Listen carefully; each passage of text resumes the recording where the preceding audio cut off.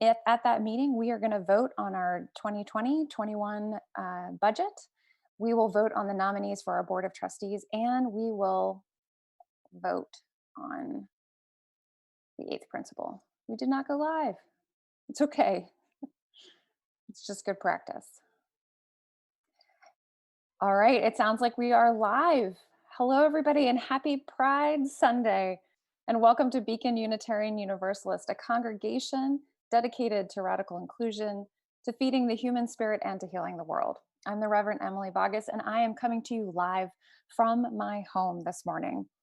We look forward, of course, to the day when we can be together in person in real time. So I want to invite you to hold to that vision because that day is coming. In the meantime, Beacon will continue to innovate and experiment through this time of great change. I have a special announcement for Beacon members. As a faith tradition that is grounded in the democratic process, we will gather for our first ever virtual annual meeting on Sunday, June 28th at 1 p.m., where we will vote on our 2020-21 budget, our nominees to our board of trustees, and on the eighth principle. Members, please check your inbox. All of the information is there. For all of us, we are so glad that you are with us to celebrate Pride, and we've got quite a celebration planned for you. We have music from Jackie Jones and John O'Neill this morning, a surprise guest from Dr. Tooley's house, and Reverend Robin's own coming out story. You won't want to miss that one. So let our time together be a balm for your aching heart, for your inspired heart, and let our time together heal us and hold us. Welcome to Beacon.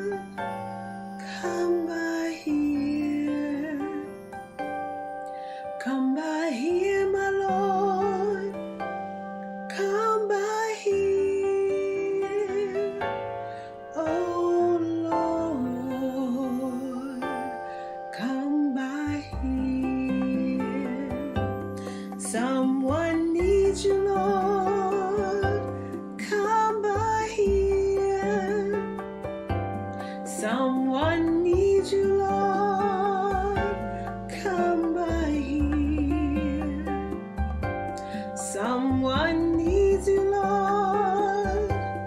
Come by here. Oh Lord, come by here.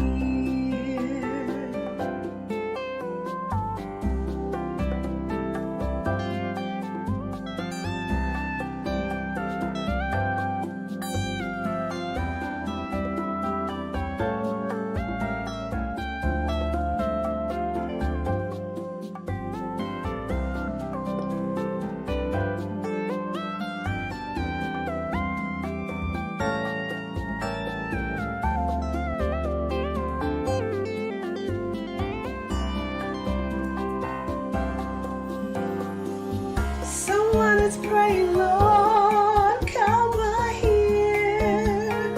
Someone is praying, Lord, come by here. Someone's praying, Lord, come by here. Oh Lord, come by here. Come by here. Come by here.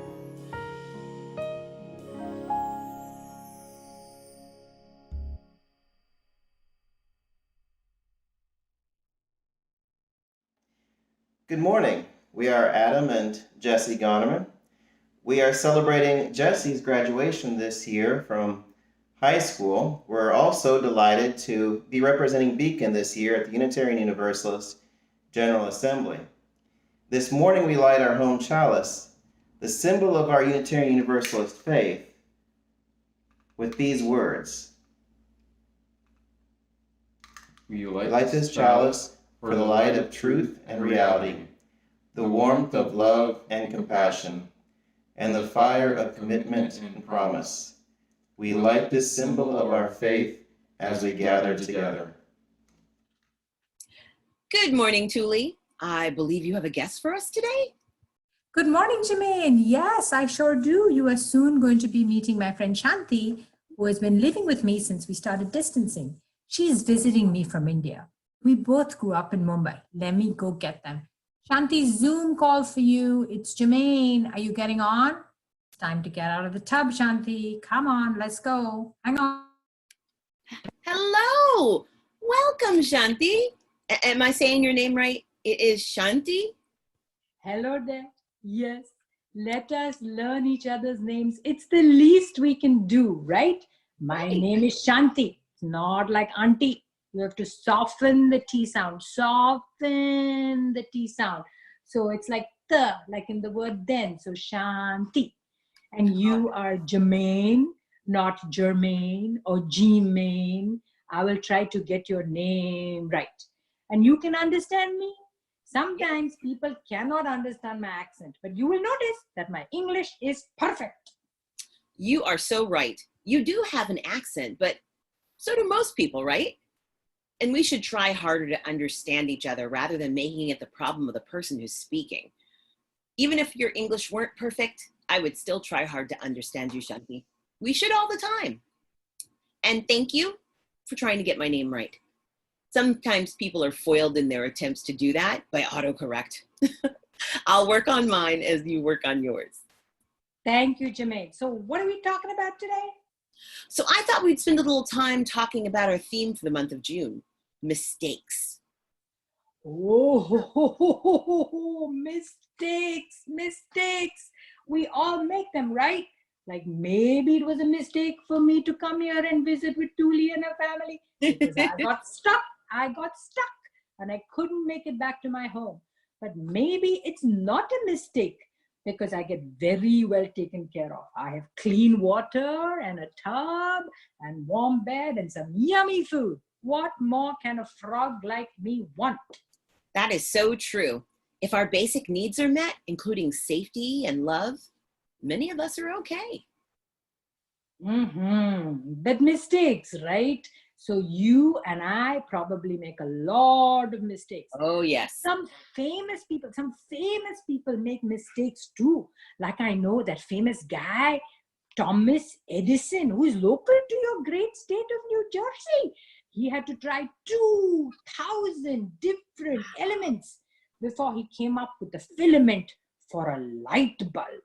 Yes, that's right. In fact, his team of assistants were despairing and saying, it's a mistake to try so hard and so many times, and what have we really achieved? But Edison told them they had learned so much. They had learned that those 2,000 things they tried weren't going to work. And that in itself was an achievement. What about when we make a drawing or color and the colors don't stay within the lines? Or the drawing has a person with like one weird eye? Oh, lines fines. Who cares about staying within the lines? Sometimes they tell you in school to do that. So go ahead and try, but don't worry about it too much. And as for weird eyes in drawings, who's to say what's weird or not? That's true. A famous artist named Picasso had all kinds of interesting things in his paintings, and we love them. Maybe one of them was a mistake, but then Picasso really liked it and decided to keep it.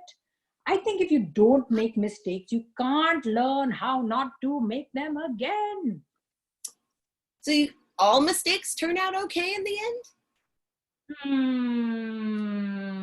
I'm not sure about all mistakes turn out okay, but certainly some small ones, like maybe breaking a teacup. But like for me, living in fresh water is great and wonderful, but it would be a huge mistake to go swimming in the ocean or any other salt water. Yes, some environments are definitely dangerous and challenging for many of us. Yes, exactly. And we certainly can't go about changing oceans to make them into fresh water, but surely we can try to change things in our lives and in our world that can be changed. Yes, like treating people and all beings with equality and making a fair and peaceful world. In fact, doesn't your name mean peace in the ancient language of Sanskrit?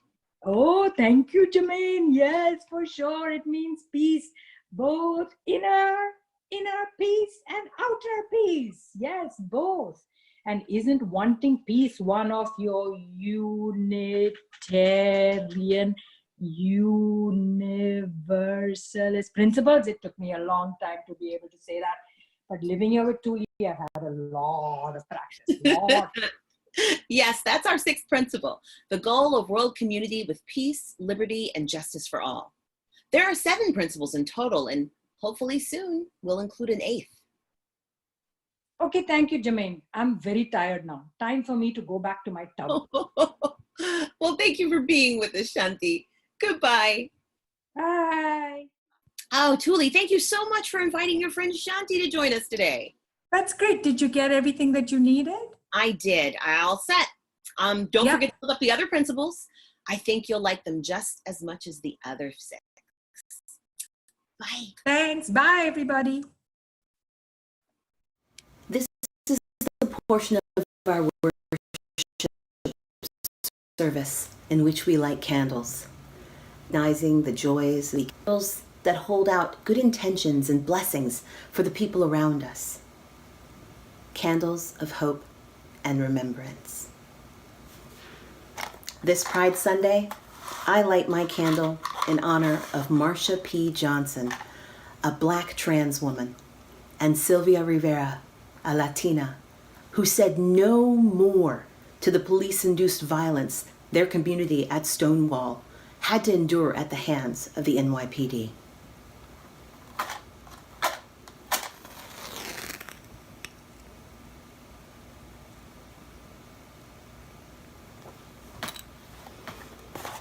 Whose shoulders do you stand on today?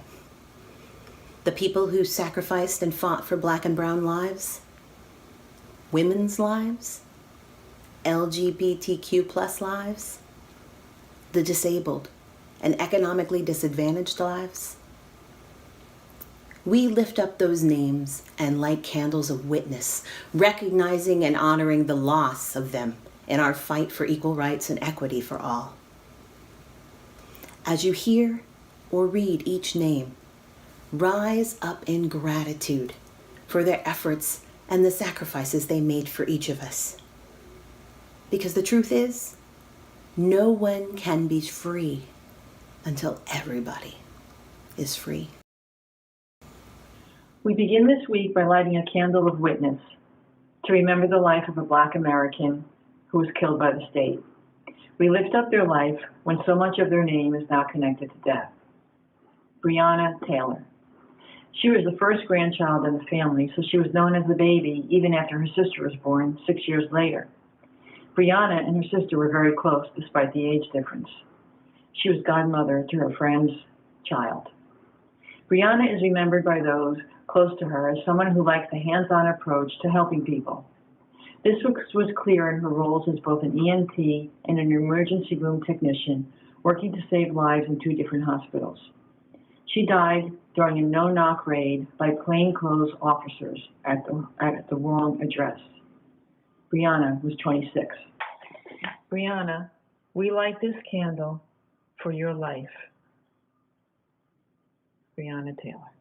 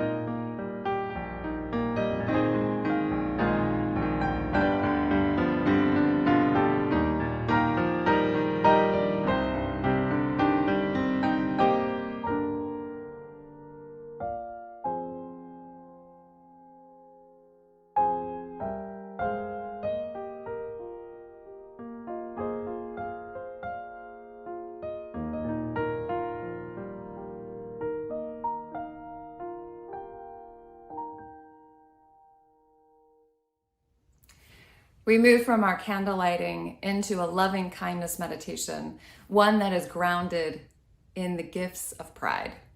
This month in which we celebrate our LGBTQIA communities all around the world.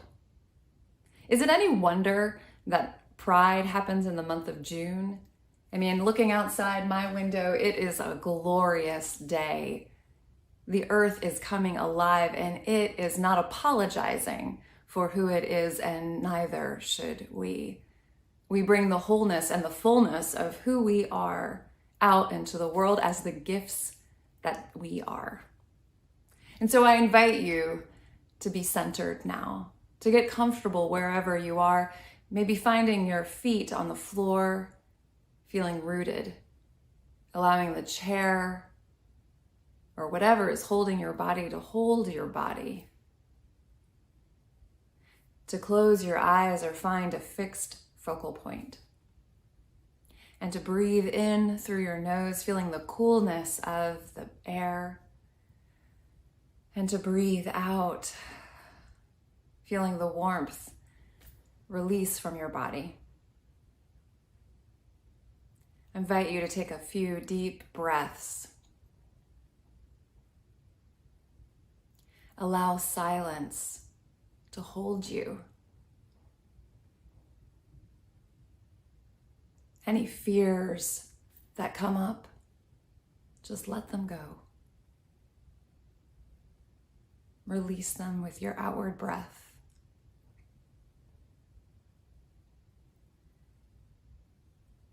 And I invite you to hold yourself for a moment. Maybe hold your two hands to your heart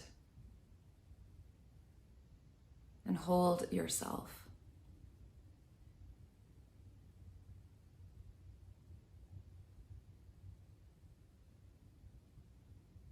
May each one of us this day, may we be peaceful and at ease. May we be whole. And may we be brave.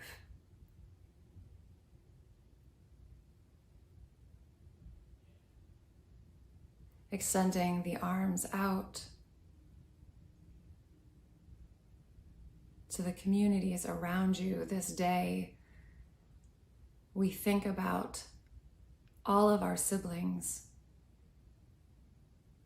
in the LGBTQIA communities, all of our siblings who we celebrate this month and every month. And we say, may you be peaceful and at ease. May you be whole. And may you be brave.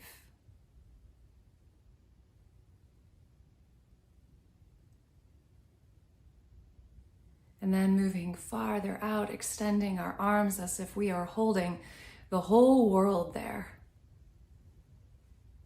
Beyond ourselves, beyond the people that we know, beyond humanity, into life overwhelming, we say, may you be peaceful and at ease. May we be whole, all of us together.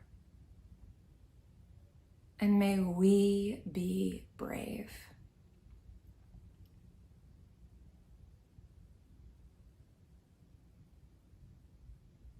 Taking a last breath in and out deep, and assuring, bringing our hands in prayer to our heart.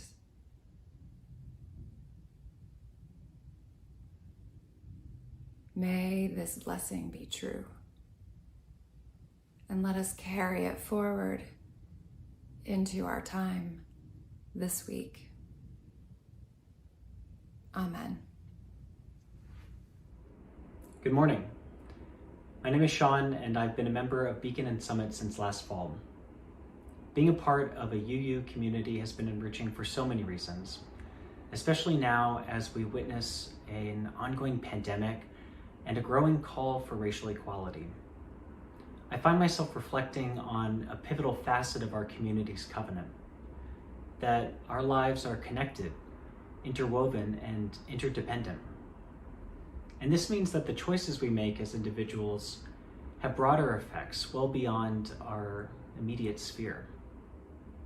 Whether it's the decision to wear a mask in a grocery store or to stand up and speak out in the face of racism, the consequences of our actions matter because they affect the whole, no matter how small or inconsequential they may seem. It's through our collected efforts that those small actions add up to something far greater. And I believe that together, we have the ability to tip the scales, to drive our culture toward equality and justice for everyone, and to persist even in the face of a pandemic. This morning, we invest in this transformative community through our offering. Your contribution of every size empowers us to live out our mission more fully, to be a radically inclusive community that feeds the human spirit and heals the world. We give thanks for Unitarian Universalism, for Beacon, and for you, for the gifts that you bring to this world and for who you are. We give thanks.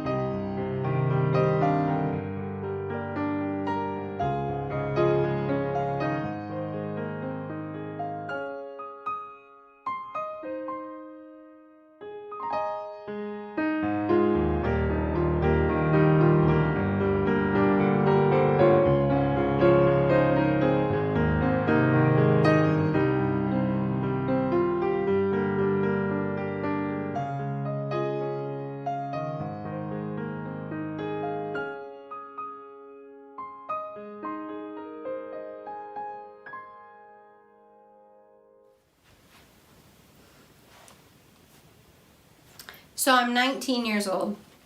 I'm in college.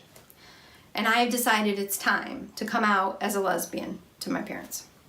I have rehearsed the conversation in my mind again and again and again. I have thought about every way to do this and made the perfect plan. And so I call my mom and ask her if I can come home from college for the weekend. It's about 3 hours from my school to home. I'm in a salon waiting for my then unknown to them girlfriend to finish getting her hair done. It's a small little reception area.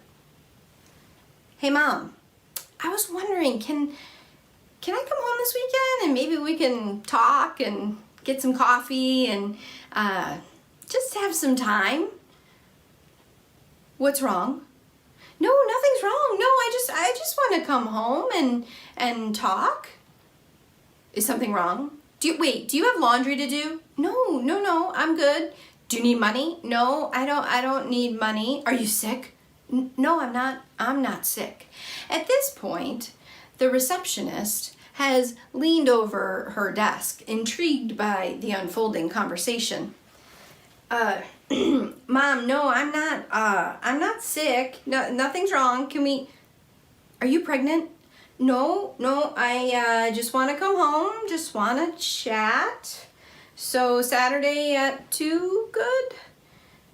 Fine. Oh, okay. 2 o'clock, I'll see you then.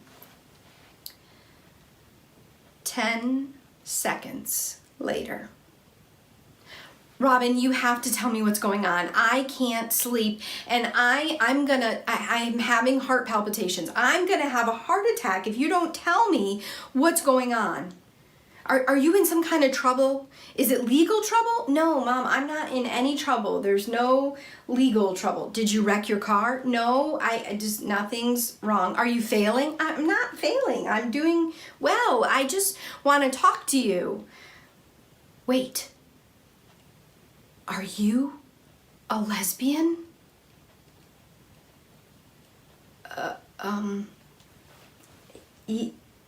Yeah, Mom.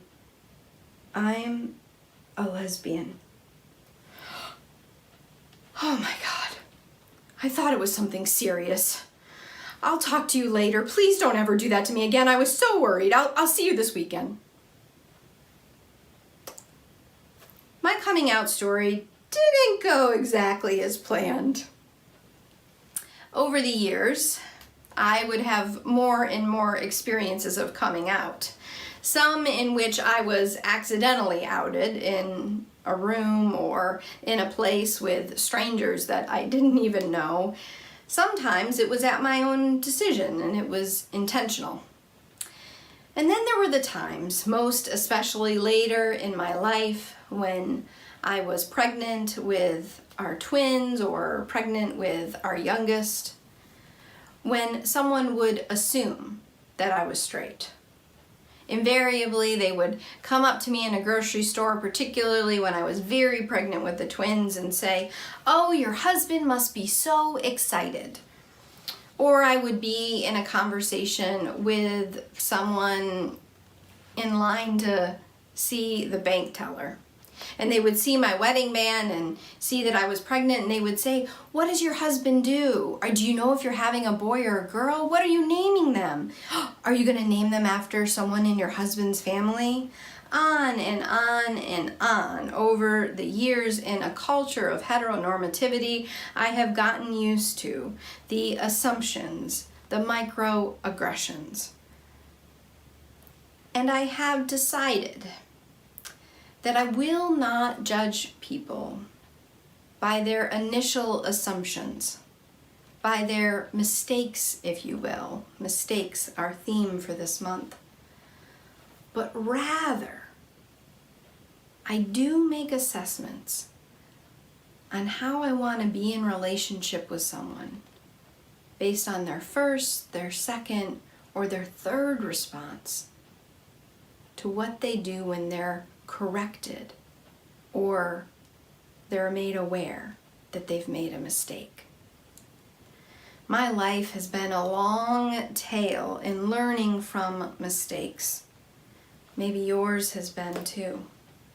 I started off fearful of ever making a mistake, deeply raised in a culture, a dominant culture of perfectionism. In their powerful work called White Supremacy Culture: From Dismantling Racism, a workbook for social change groups, Kenneth Jones and Tema Okun outlined in 2001, almost 20 years ago, some of the central elements of white supremacy culture, dominant cultural dynamics that continue to fuel oppression, most specifically against brown and black folks. Of all of the qualities that they named, the first quality they lifted up in their work is perfectionism. And here is how they say it's manifest. Little appreciation is expressed among people for the work that others are doing. Appreciation that is expressed usually is directed to those who get most of the credit anyway. More common is to point out either how the person or work is inadequate, or even more common, to talk to others about the inadequacy of a person or their work without ever directly talking to them. Mistakes are seen as personal. They reflect badly on the person making them. Making a mistake is confused with being a mistake, doing wrong with being wrong. There's little time, energy, or money put into reflection or identifying lessons learned that can improve practice. In other words, little or no learning from mistakes. And there's a tendency to identify what is wrong. Little ability, however, to identify, name, and appreciate what is right. What I love about Jones and Okun's work is they also identify antidotes to perfectionism. One is to develop a culture of appreciation, where people take time to recognize and appreciate efforts. To develop a learning community, where it's expected that everyone will make mistakes, and those mistakes offer opportunities for learning. To create an environment where people can recognize that mistakes sometimes lead to positive results, and to separate the person from the mistake. When offering feedback, always speak to the things first that went well. And when offering criticism, ask people to offer specific suggestions for how to do things differently. I have learned that as a Unitarian Universalist, learning how to learn from my mistakes and to dismantle perfectionism in my community and in myself is a spiritual practice. It is the journey towards spiritual wholeness, because perfectionism, or an avoidance of making mistakes or naming them or facing them, a punitive response that conflates making a mistake with being a mistake, that is the exact opposite of what our faith teaches about spiritual wholeness.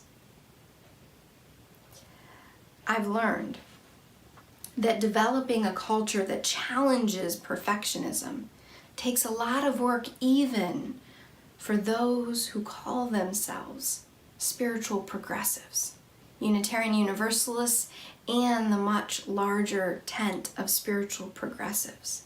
I've learned how dominant and insidious perfectionism is.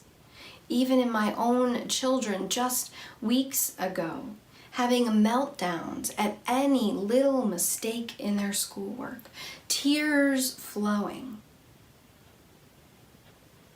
This is spiritual work.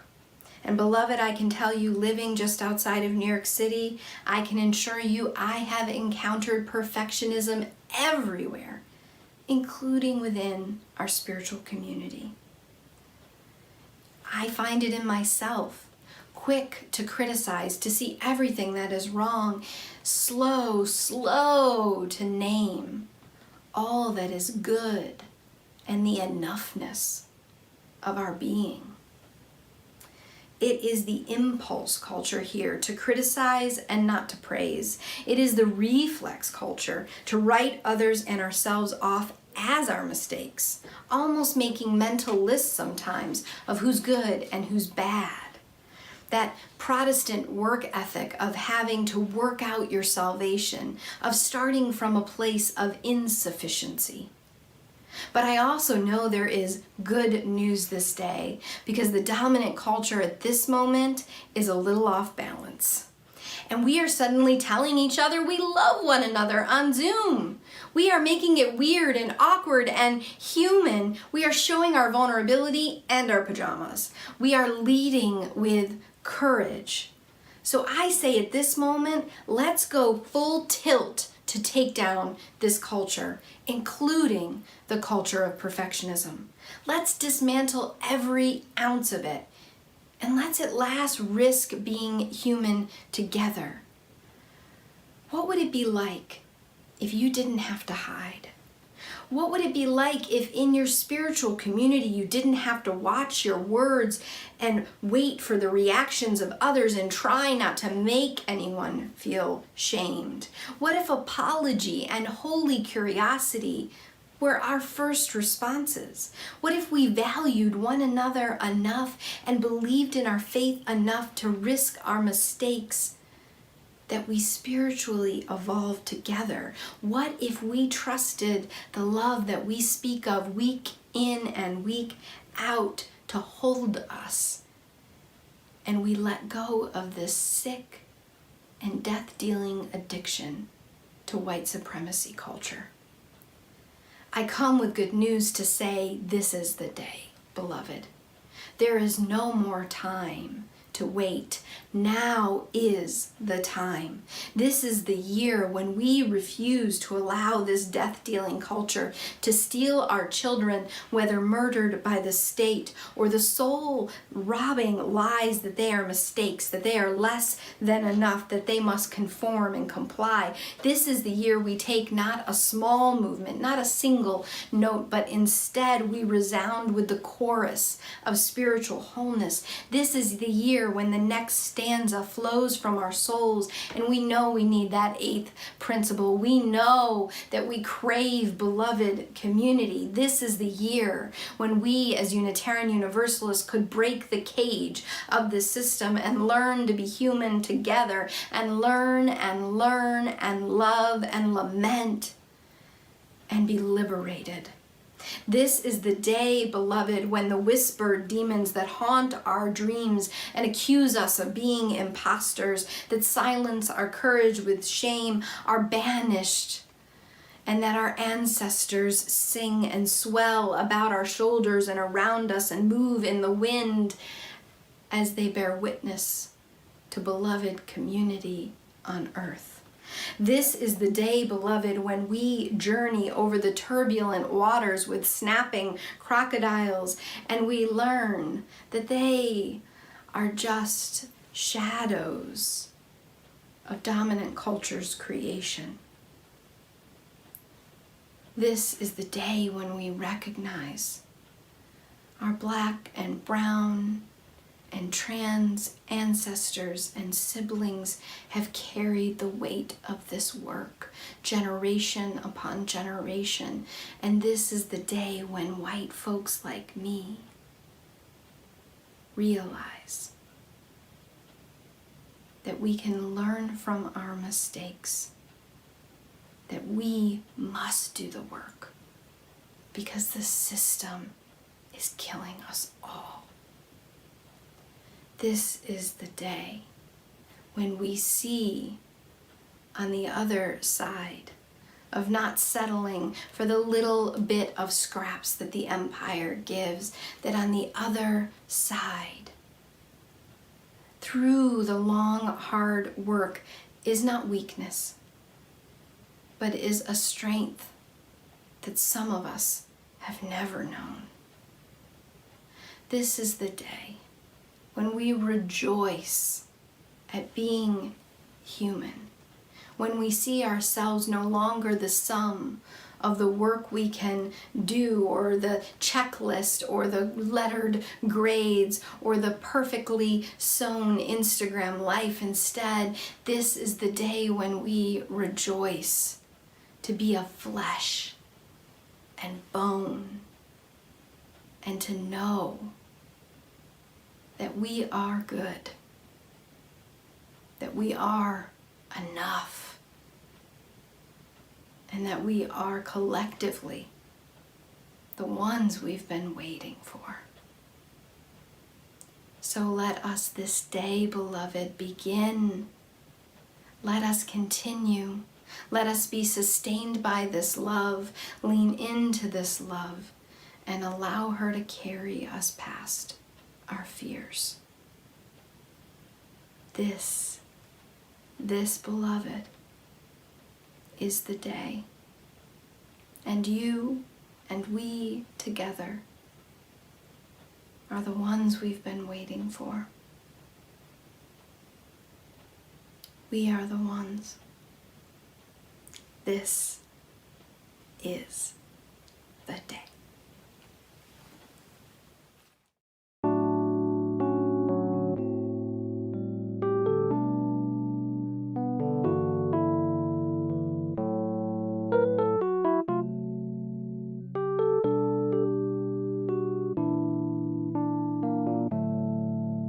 Joyful, joyful, Lord, we adore thee.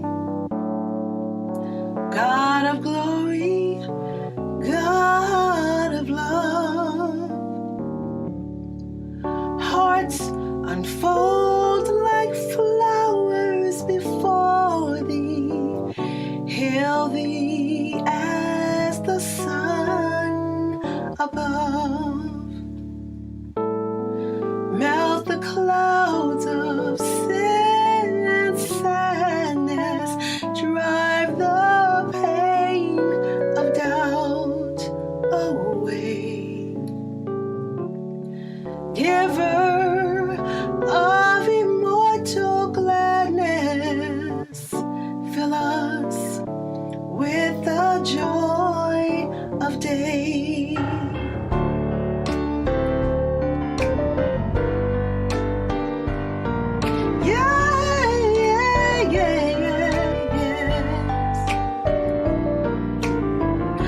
Joyful, joyful, Lord, we adore thee. God of glory, God of love. Hearts unfold like flowers before thee. Hail thee as the sun above. Melt the clouds of sin and sadness, drive the pain of doubt away. Giver of immortal gladness, fill us with the joy of day. Melt the clouds of sin and sadness, drive the pain of doubt away. Giver of immortal gladness, fill us with the joy of day.